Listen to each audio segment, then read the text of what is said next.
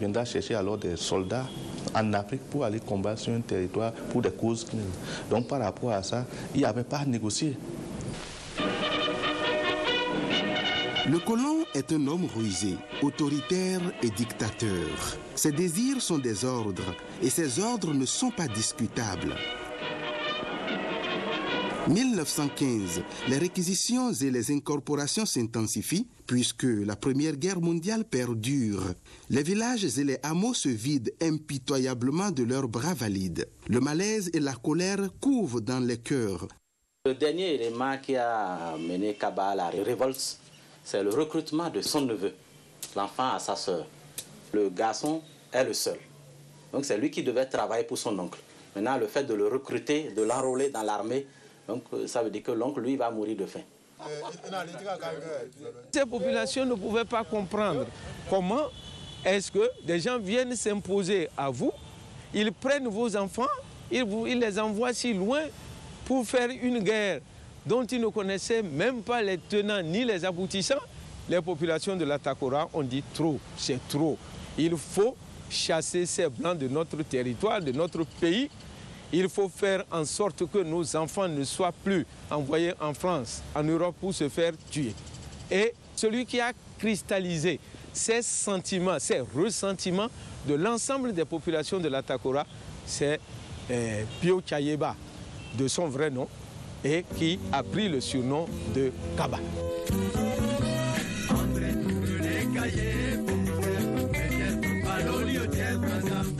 Ils ont exploré le continent africain, chacun pour son pays. Il fallait trouver un terrain d'entente pour éviter tout différent et partager comme un gâteau blanc l'Afrique comme belle patrie. Ils ont pris d'assaut l'Afrique mère comme un sauterelle et ont pollué sa culture, sa politique et son économie. C'est depuis la conférence de Berlin qu'a eu lieu le partage de l'Afrique et la splendeur. Il voulait nous détruire pour nous réduire à néant. Comment la mise de l'Afrique pouvait se taire, sachant tout ça? Il s'est soulevé un grand matin pour dire non à l'impérialisme.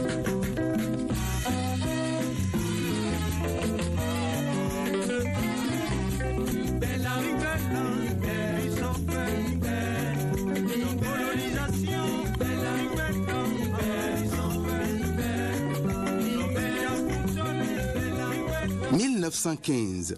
Résolu à combattre l'homme blanc, l'apôtre de la révolte conscientise les populations, prêche partout l'évangile de l'insurrection et prépare la guerre. Pio Chayeba, dès le départ, a vu comment est-ce que les révoltes à Condé avaient été matées. Il a senti quel était le fardeau de l'homme blanc sur les populations. C'est à Péliman que la révolte, en fait, a démarré. Et elle s'est étendue à l'ensemble de la Takora. Nous étions démocratiques, nous. On n'a jamais supporté que quelqu'un ait droit de vie et de mort sur quelqu'un. D'autres. En pays Somba, il n'y a pas de roi.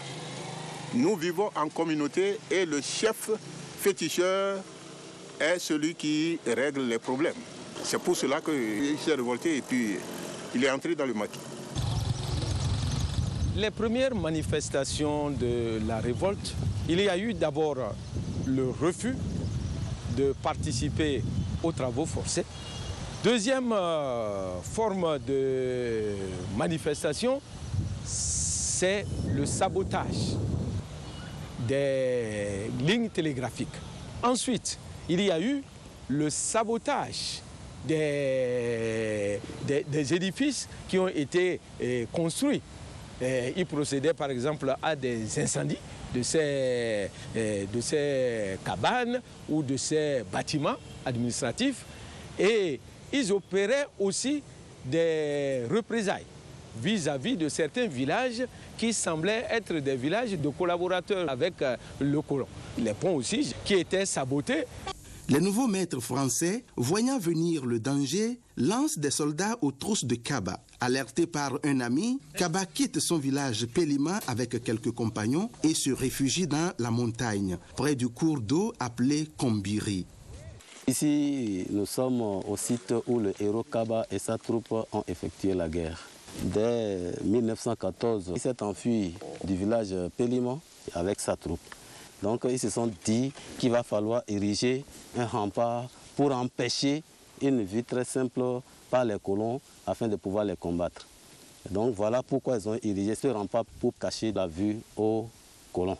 Le rempart avait environ 2 mètres de hauteur. Il y en a même qui venaient jusqu'à côté du rempart et il y a des petites persielles. Lorsque vous voyez les cailloux que l'on a montés, donc il y a des persielles où on pouvait facilement sortir la flèche pour atteindre les autres de l'autre côté au nord. Ici, c'est un lieu où restait l'un des soldats de Kaba pour annoncer et gâter l'arrivée où sont des Blancs. Et Kaba se préparait avec ses soldats pour les atteindre. Et il y avait un sifflet qui donnait ce signe à Kaba et lui connaît quel signe il s'agit. Et il se préparait et s'alignait ses gens pour lutter. Près d'une trentaine de groupes socio-ethniques différents les uns des autres cohabitent dans l'Atakora. Pourtant, Kaba, un Atemba, a réussi à les convaincre et à rallier presque tout le monde à sa cause. Ce n'est pas seulement les populations Nateni qui subissaient les tracasseries de l'administration coloniale. Le portage, le recrutement militaire, tous les impôts de capitation, eh bien tout ça s'appliquait, le fardeau colonial s'appliquait à l'ensemble des populations de l'Atakora. Il n'y avait pas une sélection. Donc la cause de Kaba était une cause commune aux populations de l'Atakora.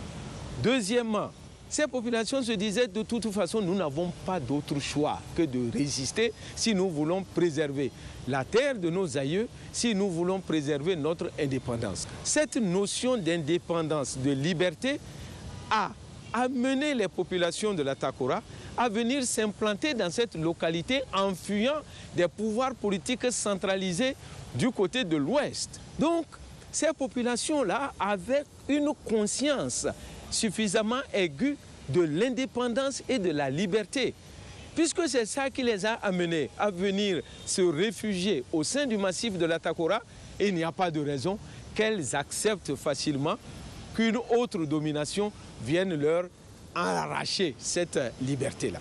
En chacun, il y a quelque chose qui couvait. Et Kaba a su le dire haut. Il a dit haut ce que les gens pensaient bas. Kaba, c'était un génie hors pair. C'était aussi un meneur d'hommes, doué d'une intelligence pas habituelle. Voyez-vous, c'était tout simplement monsieur tout le monde. Un agriculteur, quelque part au fin fond de son tout petit village, ce n'était pas le plus important village de la région, mais quelqu'un qui avait la capacité oratoire de mobiliser les foules. Déjà, vous n'avez pas réussi à vous nourrir, on vous sort de votre champ, on vous dit écoutez, aujourd'hui vous n'y travaillez pas, venez pour tracer les routes, venez pour transporter des rogniers parce qu'on doit mettre une charpente au domicile de l'administrateur colonial. Et enfin, vous avez fait tout ça, on vous dit encore, vous allez payer l'impôt. Voyez-vous, déjà, vous n'avez pas travaillé pour vous, même pour avoir des ressources. Vous avez travaillé pour quelqu'un et on vous dit encore, bon, ben, si ce que vous n'avez pas pu faire, vous devez économiser pour payer l'impôt. Et enfin, on vous dit, écoutez, chez nous là-bas, les gens sont venus nous envahir et il faut que vous veniez nous aider à les chasser. Alors que vous-même, on vous a envahi, on vous maltraite. On ne dit pas, on va vous libérer, on vous dit, voyez-vous, les gens se disent, mais attends, ce que vous voulez que ça se passe chez vous, là, ce que vous voulez chasser, là, c'est ce que vous nous faites ici, et vous voulez qu'on continue, qu'on vous aide, là.